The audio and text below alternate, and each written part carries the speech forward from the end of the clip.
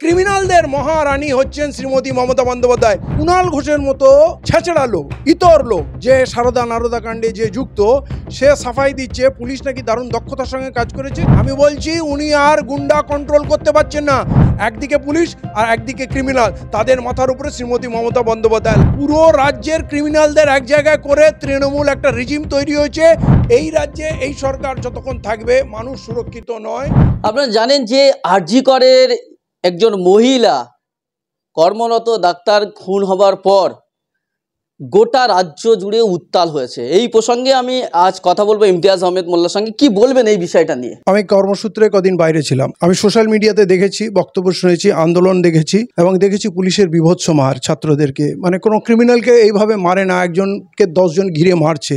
আর ওই মেয়েটির যখন চেহারা দেখি আমার চোখের সামনে আমার নিজের মেয়ে চলে আসে। আমার মনে হয় যাদের হৃদয়ে একটু জায়গা আছে তারা নিশ্চয়ই নিজের ছেলে মেয়ের দিকে একবার তাকাবে। আমার মেয়েটাকে যদি এইভাবে কেউ করে, মানে বলতে খারাপ লাগে, এইভাবে গ্যাংরেপ, এবং শুনছি ওখানে অনেক লোক হাসপাতালের জড়িত আছে, এবং তাদেরকে বাঁচানোর জন্য একটা সিভিক পুলিশকে টার্গেট করে তার মাথায় চাপিয়ে দিয়ে সরকার দক্ষতা এবং পুলিশ তার পারদর্শিতা দেখাচ্ছে।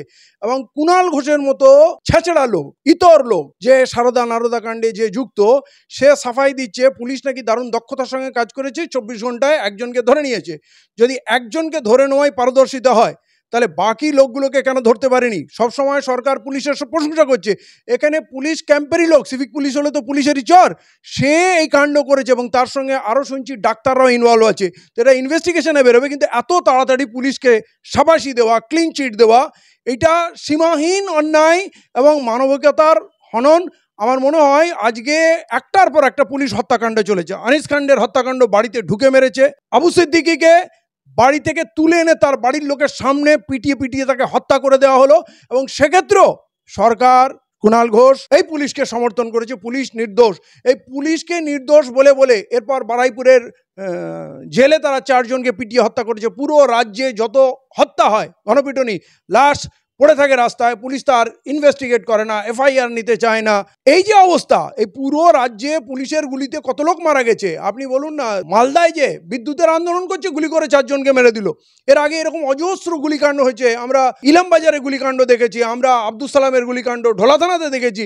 এইটা লিস্ট করলে কয়েকশো পুলিশের গুলিতে মারা গেছে। কিন্তু আজ পর্যন্ত পুলিশের বিরুদ্ধে কাউ সাসপেন্ড করা, কাউকে শাস্তি দেওয়া, কারো চাকরি নিয়ে নেওয়া কিচ্ছু করেনি। মুখ্যমন্ত্রী শপথ নেওয়ার পরে বলেছিলেন আমি গুন্ডা কন্ট্রোল করি। আমি বলছি উনি আর গুন্ডা কন্ট্রোল করতে পারছেন না। গুন্ডা মানে ক্রিমিনাল একটা ঘৃণিত জিনিস। সেই ক্রিমিনালদের যিনি মহারানী, যিনি সম্রাজ্ঞী, সে কত বড় অপরাধী সেইটা বুঝুন। আজকে পুরো রাজ্যের ক্রিমিনালদের এক জায়গায় করে তৃণমূল একটা রিজিম তৈরি হয়েছে। চায়ের দোকান, পানের দোকান, ফুটপাতের হকার, কেউ সুরক্ষিত না।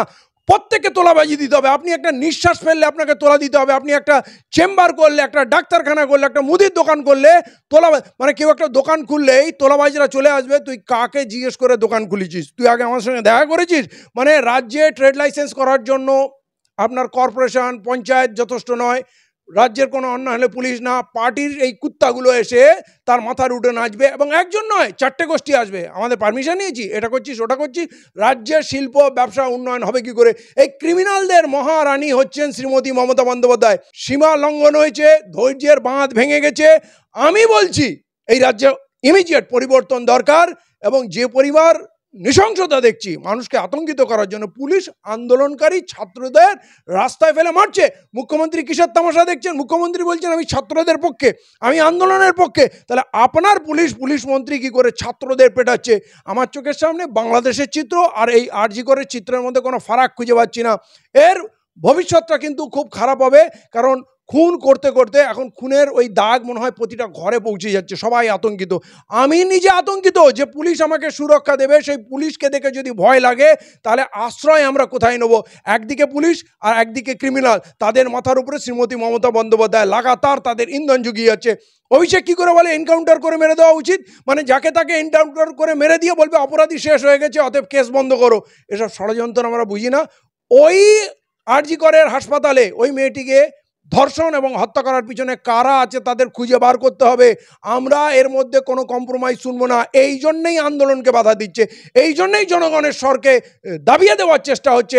এর পিছনে নিশ্চয়ই শ্রীমতী মমতা বন্দ্যোপাধ্যায়ের কাছের লোক আছে, এবং ওখানে শুনছি একটা দালাল চক্র কাজ করে, পেশেন্টদের চিকিৎসার জন্য তোলাবাজি করে, ওখানে ছাত্রদের চাইল্ড বিশেষজ্ঞ হওয়ার জন্য, ফার্দার এডুকেশনের জন্য যে কাউন্সিলিং হয়, সেখানে কি 10 লক্ষ টাকা করে নিয়ে তাদের চান্স দেওয়া হয়। এই যে সিন্ডিকেট চলছে, কেন মুখ্যমন্ত্রী এই সিন্ডিকেট ভাঙছে না? ওখানে যে দায়িত্বশীল ছিল তার নাকি বারে বারে ট্রান্সফার লেটার হয়, আর 24 ঘন্টায় ট্রান্সফার লেটার ফেরত চলে যায়। কার কাজ পর্যন্ত তার দৌড়াচ্ছে? আমার সন্দেহ মুখ্যমন্ত্রীর সঙ্গে সরাসরি যোগাযোগ আছে, এবং ওখানে যে সিন্ডিকেট চলছে, ওখানে যে কারাপশন চলছে, তার অংশ মুখ্যমন্ত্রী পর্যন্ত পৌঁছায়। তাই জন্য মুখ্যমন্ত্রী তাদের বাঁচানোর চেষ্টা করছে আর আন্দোলনকারীদের পেটাচ্ছে।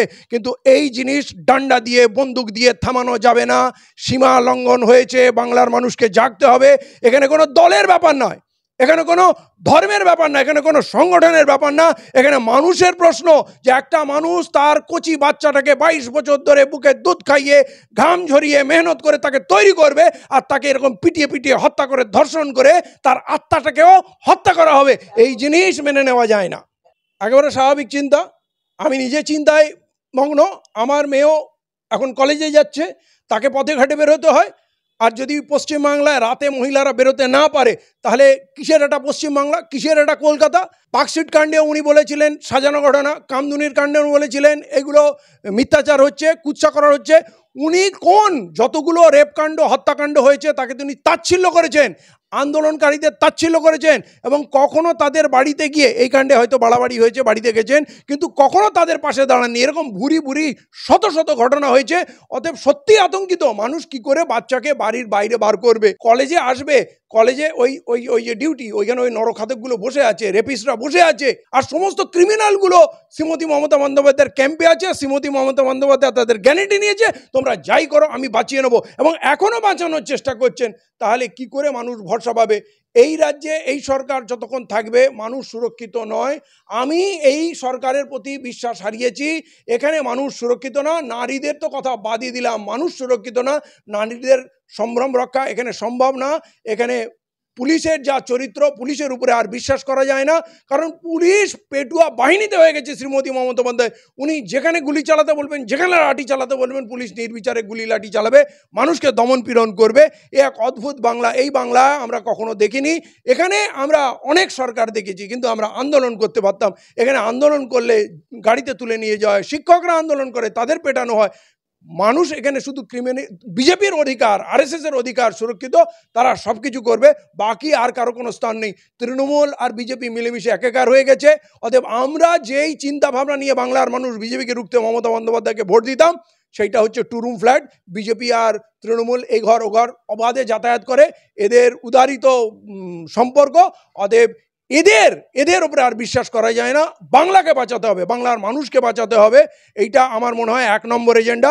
রাজনীতি দূরে থাকুক, সরকার মানুষ তুলবে ফেলবে, কিন্তু এই মহিলাকে কোনোভাবেই মেনে নেওয়া যাবে না।